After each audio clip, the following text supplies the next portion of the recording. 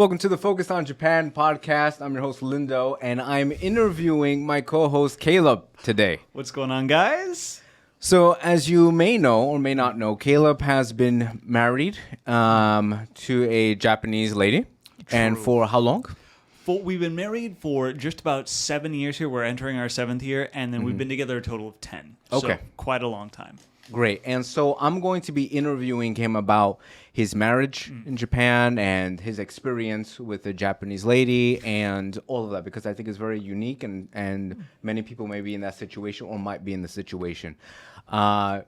This is a very interesting interview for me because I'm actually going to be engaged very soon with a Japanese lady. And so Caleb, with his knowledge, I definitely want to interview him. So this is going to be very valuable for me, and I hope that it's going to be valuable for you as well. Oh, man, you already got the situation planned out? Yeah, pretty much. It's very exciting. I'm happy for you, man. Thank you. So before I get into the deep questions, just can you briefly share your journey of, meeting your now Japanese wife? Yeah, absolutely. So basically, I came to Japan on a 1-year study abroad. I studied at this beautiful little university called Shinshu Daigaku, way out in Nagano. Okay. I specifically picked a university in the countryside, so no one was going to speak English to me. I was coming here really intensely, wanted to study Japanese. And so naturally, I meet this beautiful Japanese girl who speaks perfect English. Like, just how it pans out. And we actually first met, and I was immediately smitten with her. I was like, because, of course, why wouldn't I be? And she wanted nothing to do with me. Why was that? Because she had just gotten back from her own study abroad in the United States. So the timing was perfect. We both arrived in Japan at the exact same time, at the exact same university. Very serendipitous. Okay. And she wasn't, sure what she was looking for. She is still college. I'm like, I know I give off this big, fuck boy, big energy, we're gonna have some fun, and then who knows, I'll do whatever later. But that's just my personality. I'm very, very into commitment. Was very much looking for a partner. So in the beginning, did she just think maybe you weren't serious? Exactly. Exactly. In fact, she thought that this personality that you're seeing now was a mask, and she was waiting. She's like, I'm waiting for the mask to drop. I'm waiting to see what he's actually like. And 10 years later, she's like, oh my God, this is really him. Oh no. Nice. Okay, so that's good. So that's how you guys met. Yeah. So I'm curious. So now we're going to get a little deeper. Sure. Okay. So at what point did you know you were interested in her, and how did you specifically approach her? Oh my, okay. So I knew I was interested in her on site. Okay, right away. What happened was there was in a classroom, or how was that? No, so I got invited out by this. All the foreigners were getting together. We're going on this trip to Matsumoto-jo, which is a very famous old castle in Matsumoto. And this one girl, I won't name any names, but Italian girl, gorgeous girl, who I thought I was interested in, invites me to go on this trip. And a little trip. It's a walk. We're walking to the castle. Okay. We live in its backyard. Okay. In the vicinity. Yes. So it's okay. And understood. all the foreigners going. She invites me to go. I'm like, yeah, absolutely, I'll go. I get there, and the Germans are together speaking German, and the Italians are together speaking Italian. And I'm just completely left out. I'm like, all right, I guess, whatever. And I'm looking at my phone, and then this girl steps into my vision. I'm looking down at my phone. I see these 2 cute little concise feet step right into my field of view. And I follow them up, and there are these gorgeous legs. And I follow them up, and there's this beautiful face. I'm like, oh my God. And it wasn't the Italian. And it wasn't the Italian. It was my wife.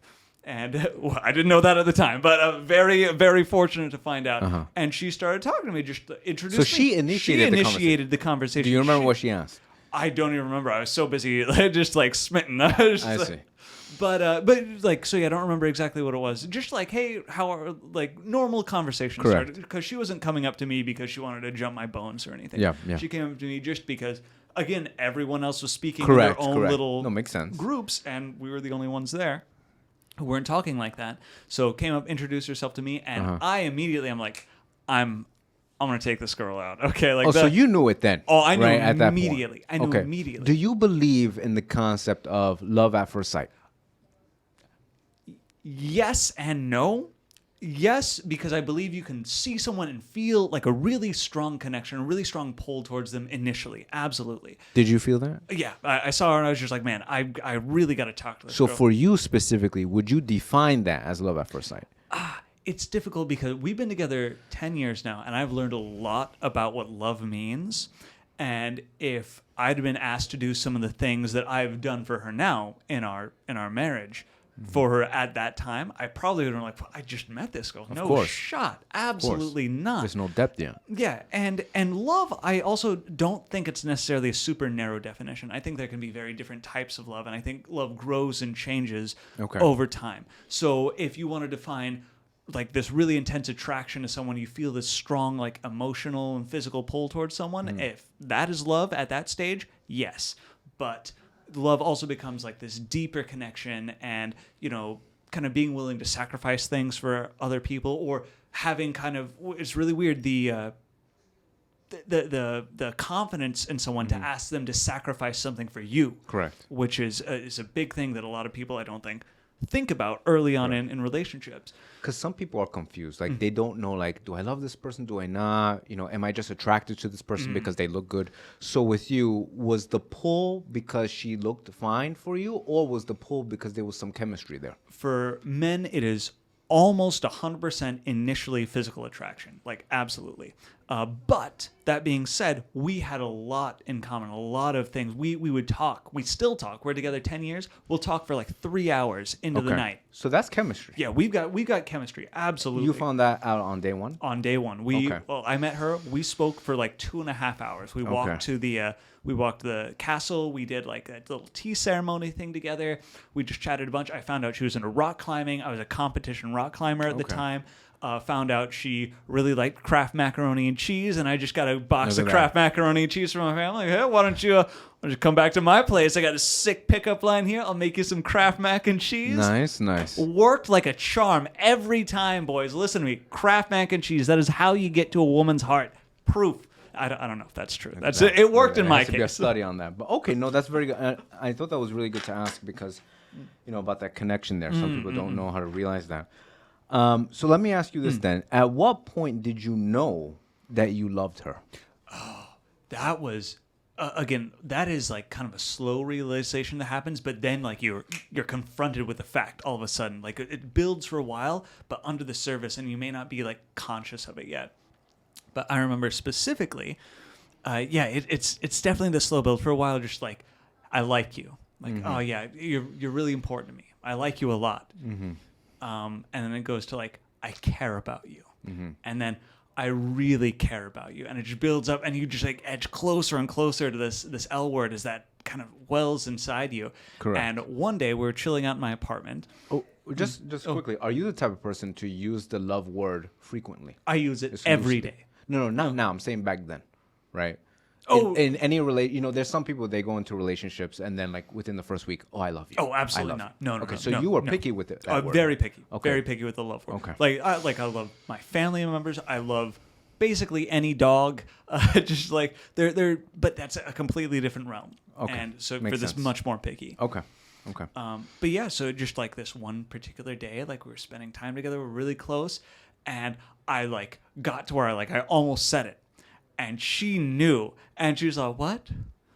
What were you gonna say? What was there that?" anything pushing you towards it, or was it just you guys It was just together? us. It was just us. It's the chemistry, the atmosphere, just this kind of environment we created for each other, where we felt just like really connected. And How many months in, or years in? That was about 6 months and change in. Okay. So not super quick, but not like extra slow either. Correct. And also, there was extra pressure in our relationship because I had a deadline where I'm going back to the United States. So there was a clock on there. So we kind of like, we were adults. Like I was 24 at the time, just turned 24.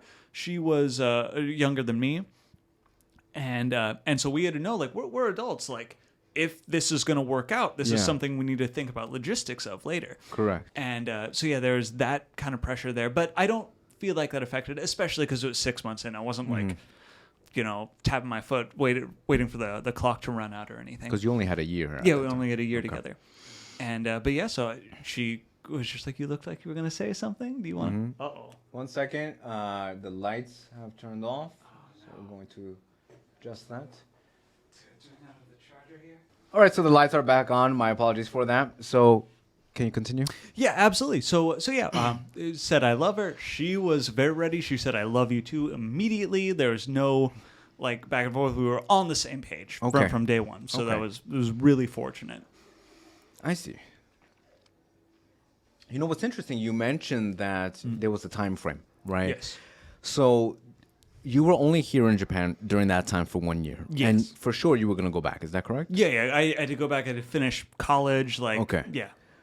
But 6 months in, I mean, prior to 6 months, you guys were building a serious relationship. Yes. So why did both of you decide to do that, knowing that you were probably just going to go back anyway?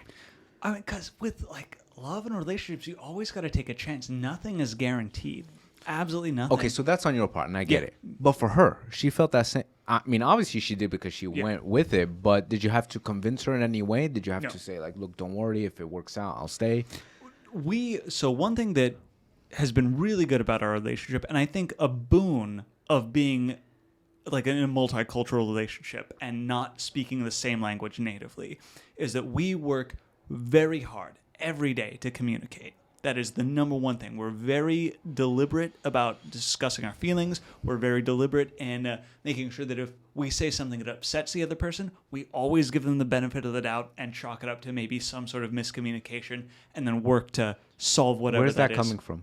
A lot of people do not have good communication skills, and it seems like both of you guys are working overtime to make sure that it works. Where it comes from, so I can't speak at length about hers because that's her story. To my understanding, what it comes from is that her upbringing wasn't so good, and there wasn't good communication in her family. So she makes a conscious effort because she doesn't want to repeat that sort of family dynamic. On my part, I had an amazing upbringing. I had parents who talked every day. They never argued or fought in front of me or my siblings. Still married together after like, oh my God, like working on 40 years now. I love my parents. Congratulations, man. That's amazing. Yeah, they are fantastic. I could not have asked for better parents. So I had just the absolute best role models for a relationship growing up. So I know to be patient, to be careful with the way I speak to those around me, and especially my lover.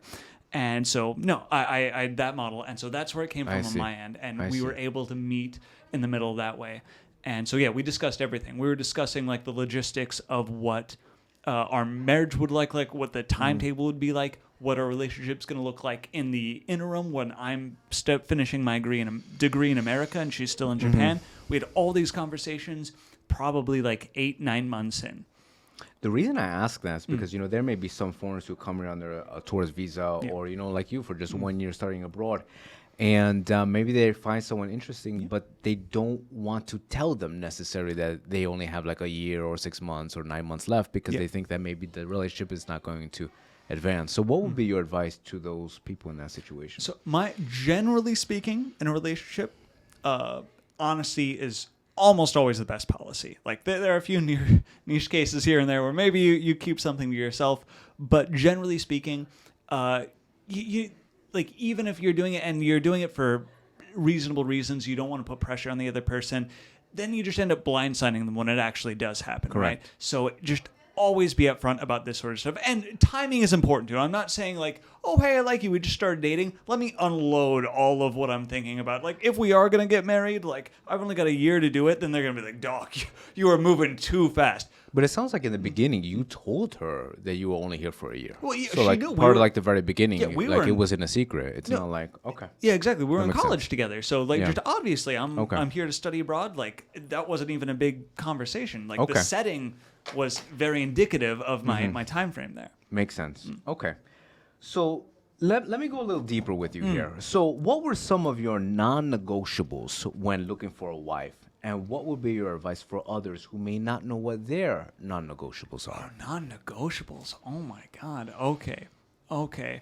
That's tough because I just feel like, I think I'm not the norm. I feel like I got, like, everything I wanted with this girl. There are things I compromised on, but it feels like so long ago now that, like, it's tough to say.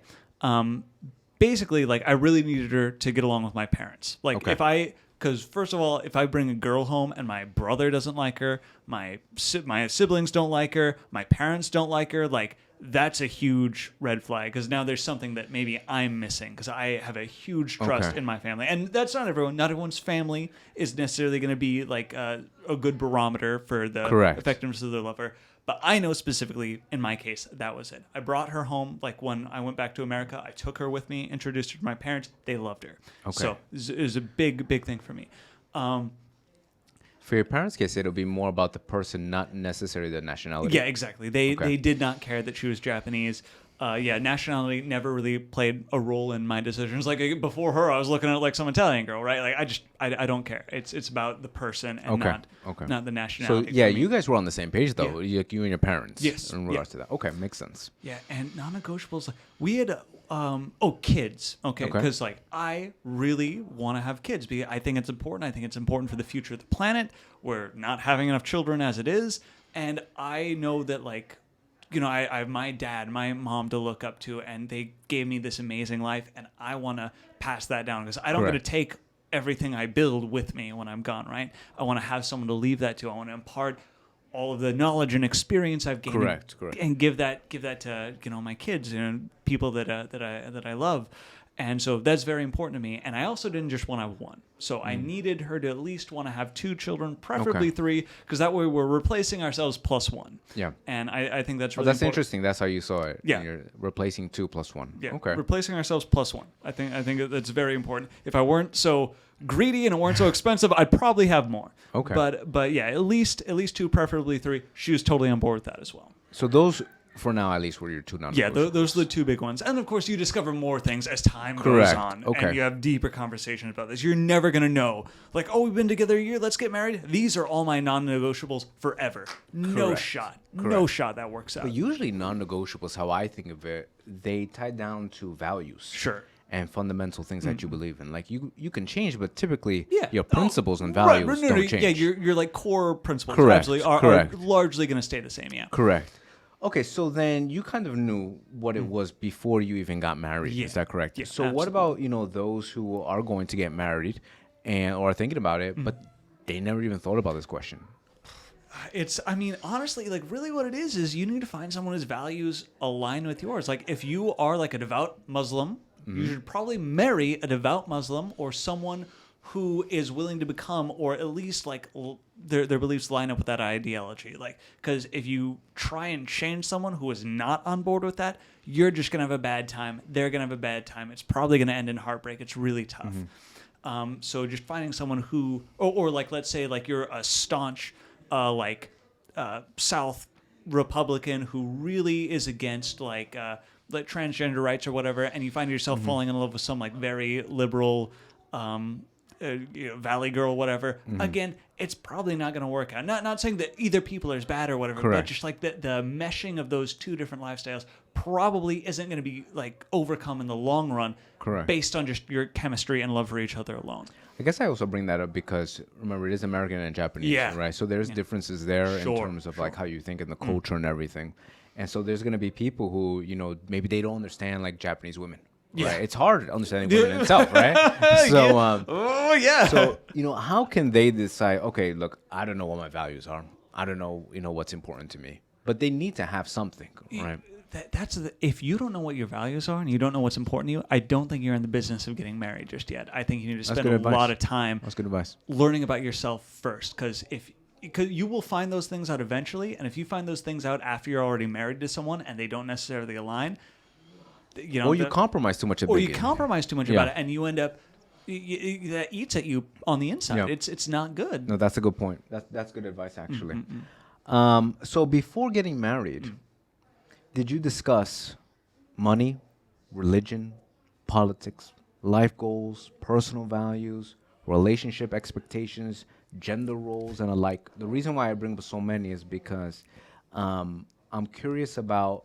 You don't have to mention all of them. Sure. I'm curious about like how you went about going and talking about these conversations, and then at the same time how you went to a mutual agreement and were aligned for each of these important matters. So we discussed some of them, but not all of them, because a lot of them come up as like they don't register. You don't even think about it. Like, of course, you don't like list all these things out and say, let's have in-depth discussions about each one of these bullet points. You think of the big ones that are important to you at the time, and you make sure you align on those, and then you get married. And the more time you spend together, the more kind of like, this is a point we need to talk about. We're not quite aligned here, and we need to just like hammer this out a little bit. Why would you wait for? Because these are pretty big topics, right? Sure. For some people, these would be non-negotiables, depending on what the answer is. Yeah, absolutely, right? absolutely. So why would you personally wait to get married and then go through some of these? It depends on what they are. Like, of course, politics is something we discussed. And we found ourselves largely aligning on a lot of those things. Like, of course, we've got our own differences in some areas, but again, those are usually points of conversation, not points of like tension or arguments. So yeah, we aligned politically.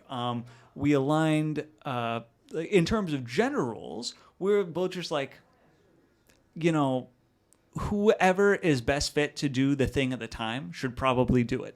Okay. So like, for example, when we first got married, like I was a fresh college graduate. I was nothing. She'd graduated a little bit before me, and she was already like in a job working and stuff. And so who was doing the majority of like the household chores while they were like job hunting?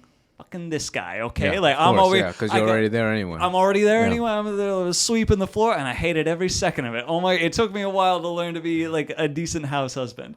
But then just like things evolve over time. That didn't stay that way forever. I didn't feel like emasculated or like stupid doing that during the time I was doing it. In fact, there was a period of time during COVID, like this was during this. You did mention that before, yeah. Yeah, during the stretch where I was a full-time professional actor. I've got another job that I do as well now, but I still do acting as a pretty. It's more on the side now, but still very much enjoy it. It's my passion in life, and but there was this period of time for like 7 months where I didn't even get an email. So she was working full-time. She was in this really high position in the company she was working at. Just absolutely, I don't want to talk about it. She was doing great. She was doing great. I'm so proud of her, okay? And I was cooking breakfast, lunch, and dinner, sweeping the floors, doing nothing because I was sitting on my hands. And so I was just the house husband for that period of time. And again, I was fine with that because that's the way the dice were out. She was equipped to provide for us in a very serious way. My situation had become like more shaky, and so of course I take up those other roles and free up that mental space for her to do her best work. I think that's very important because regardless of maybe the viewers agree or don't agree, but regardless of that, the fact is you guys spoke about that. Yes. Right in the very beginning. Because yes. if she didn't want that, for example, if there was a non-negotiable there between either of you, maybe you would say, yeah, I'm not working out, but that doesn't mean I'm gonna clean the house. Right. And if she's like, well, I'm not going to work, So if it was like that, there would have been some issues. Absolutely. So I think it goes back to what you were saying about the communication and having it very early on. Yes, absolutely. Absolutely. Okay. So we probably have time for just one more question. Okay. Let me see here. Well, actually, you did mention that, you were acting, right? So how did she feel when, you guys were going to get married, but at the same time, being an actor is not necessarily something that's always going to be guaranteed, right? You're not always going to have a gig, right? Timeline thing. I didn't set out to become an actor when we first got married. I see. I had another job first. Like I said, I was a fitness trainer in Kichijoji, which is this really ritzy area, and pay was good. I'm pretty athletic dude. Like I said, I was like rock climber. I climbed like competitions and stuff in college. Very passionate about it. I did that, and some stuff happened within the company that made me want to leave. I was like, I'm done. Okay. And right as that happened, I ended up landing like my first ever job. Because I didn't take it very seriously. Like I joined some agencies, but I didn't try hard with the photos or anything. But I landed because I was a rock climber. This huge, like nationwide Yofuku no Aoyama commercial where I'm like bouldering in this like stretch suits, selling this thing. Great commercial. It was fantastic. The pay was fabulous, and I nailed this thing.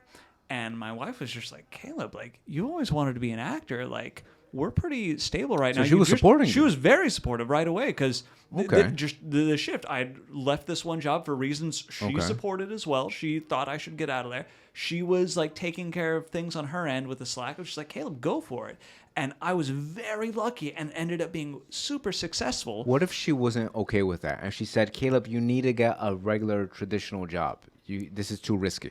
Yeah, it's hard to say because that's not what she said, and this isn't something that we brought up beforehand. I never was like, baby, I'm gonna be a professional actor and I'm not gonna do any other work and I'm just gonna do this. Never had that conversation. I never had that inclination. So her like encouraging me to do it full time, that was like a very pleasant surprise. So that was kind of lucky. But yeah, if she had said, I don't want you to do this full time, you can do it on the side, absolutely, but you need to like secure other work first, I would have just done it. Because I didn't know I was going to be successful either, right? Like just like with anything, we don't know. We go in with a certain leap of faith, and I imagine if I hadn't become successful after like 6 months, I probably would have been like, this isn't working. I'll find other work. Okay, so, got it. So then she knew that, and there was no kids yet. Yeah, there are no kids yet. That probably would have been different. It would have been very different had there been children in the picture. Absolutely. Okay, makes sense. How much time do we have? Maybe I'll squeeze in one more question. One more question. Let's go. You know, I'm curious about this. When both of you have very, very strong views on certain matters, how do you come to a solution? Okay, so there have been a few times when this happens. This is going to sound awful. When we have very strong views on a certain matter, I'm always right. No, that she is. Is that the general rule? No. That is not the general rule. That is the track record. That is not the general rule. Okay. So, she is college educated. She's incredibly smart. She's smarter than me in a bunch of different areas. There are so many areas where I defer to her or I go to advice from her. She is a high level professional in her field. Absolutely. But sometimes and this is the track record of the areas where we've disagreed. Generally speaking, I'm trying to think, she might disagree if she was here, and she is free to also disagree about this. But in my recollection, usually in the areas where we've had a strong disagreement, we both agree that I was correct after the fact, after we've discussed it. How do you you don't have to go into the details, right. But like the system, the framework, how do you address it? Both have very strong views. You both want to be right. Yeah. What do you do? So there's generally, I want to describe it as a tense conversation. Nobody yells, nobody's angry, nobody's upset, but of course we both feel passionately about this given issue or this given problem. And I think we should do method A, she thinks we should do method B, of course.